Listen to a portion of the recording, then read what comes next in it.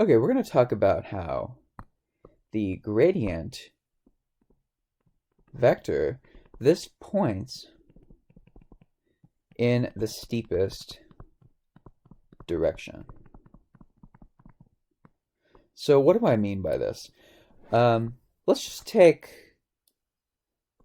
well, let me just say this. So gradient f, this vector, you can decompose it into two things. You can decompose it into a number times the max rate, and it's the length, and it's times some unit vector, which is the direction of steepest ascent or change.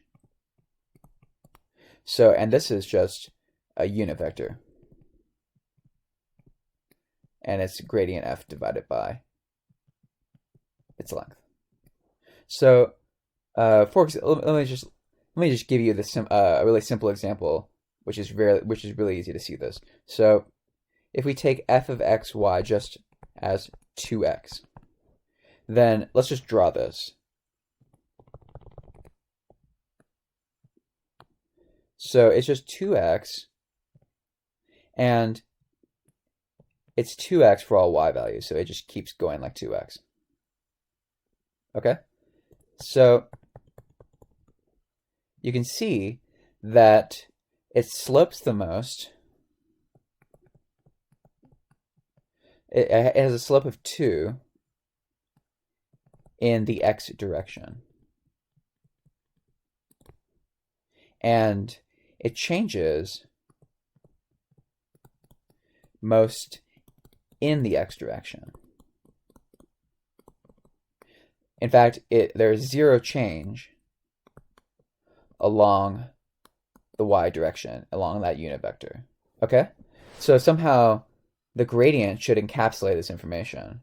So to confirm this, if we take the gradient, then it's just the vector of partial derivatives fx, fy. I'm using this lazy notation that I love. Fx is the partial derivative with respect to x. And if we compute this is just 2, 0.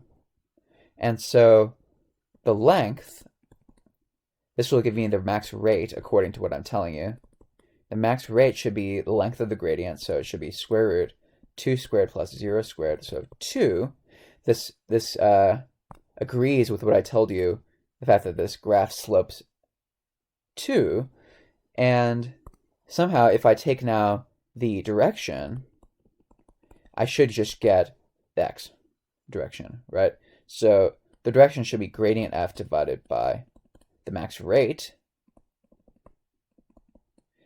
and so we get 2, 0 divided by 2. This gives me 1, 0, so this is just I. Okay, and this agrees with the fact that it changes the most in the x direction. Okay, so this is kind of an easy example where it's basically just a 1D linear function, but this idea, it holds more generally. So, and if we just follow the procedure, then we actually get access to the information, like the maximum rate of change. So look, here's a typical problem. Find the max rate of change of f of x, y, z, a lot of z in there, equals 7x plus 2y divided by 2 at the given point 3, 3, -1, and the direction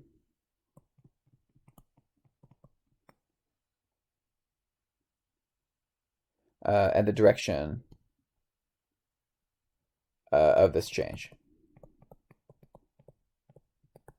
So there's two things we want. We want the max rate of change and we want the direction. So for the max rate, we need to compute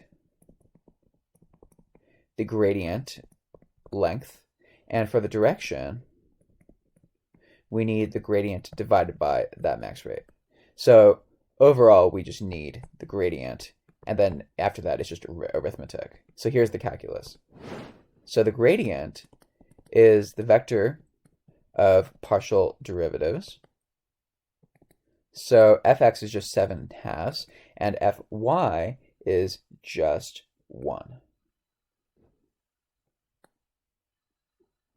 Okay, so to proceed further, we need the max rate. So we just take the length of this thing. So it's about square roots. So 7/2 squared plus 1 squared. Oh, I'm sorry, I missed the 0. Really, there's an fz here. 2, but that's just 0.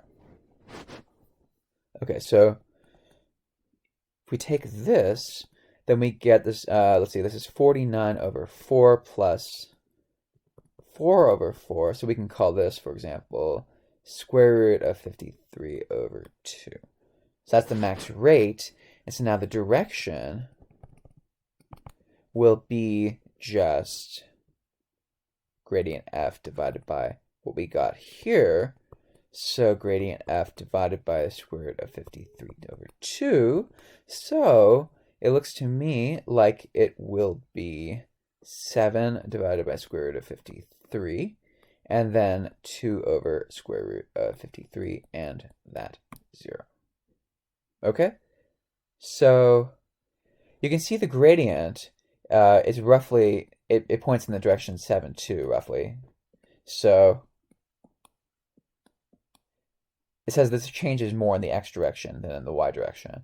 And you see there's a 7 in the x. That's where the steepest rate of change is. So that our calculation makes sense. Okay? So let's talk about something a little more difficult and more interesting. So example 2 will be the same thing. So find the max rate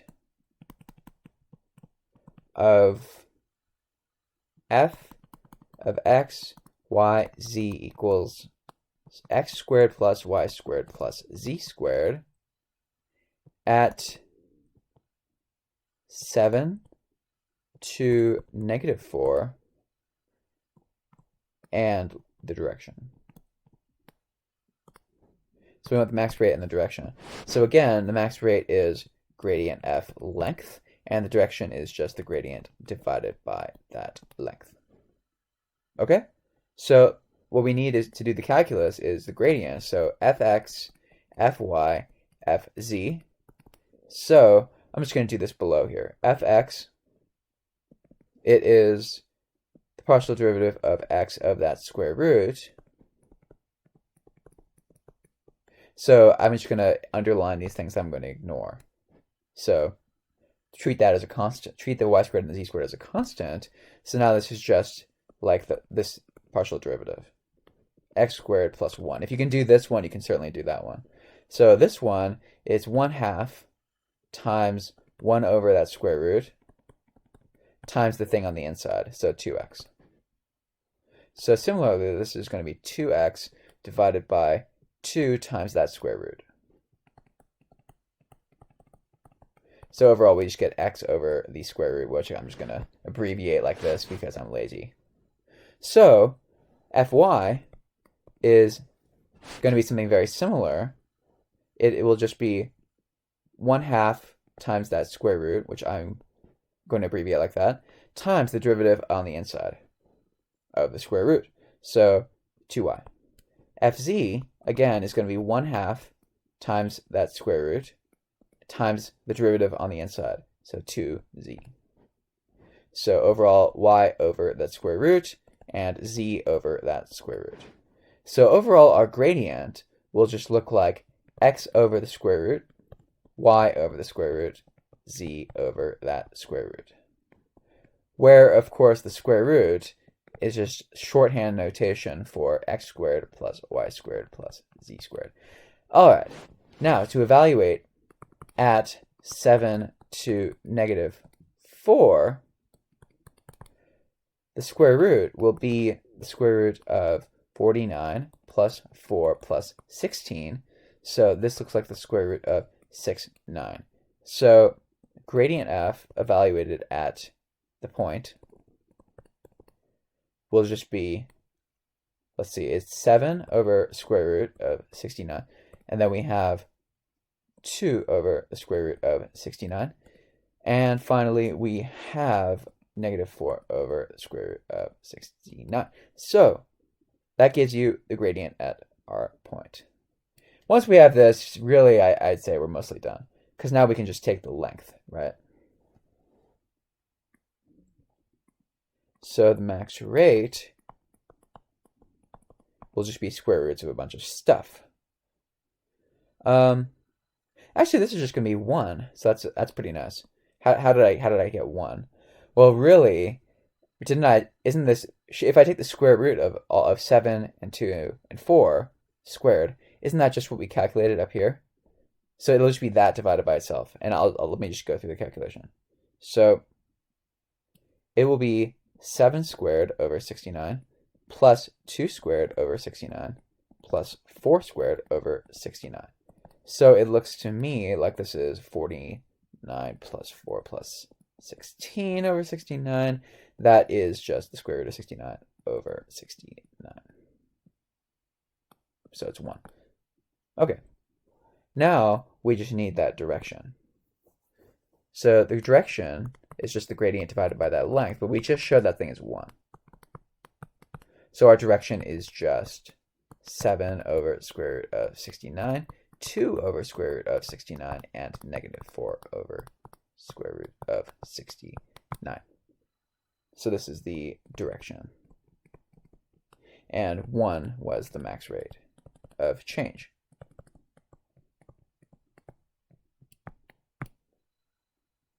At our point. Okay. I hope these examples were helpful. Thanks for watching.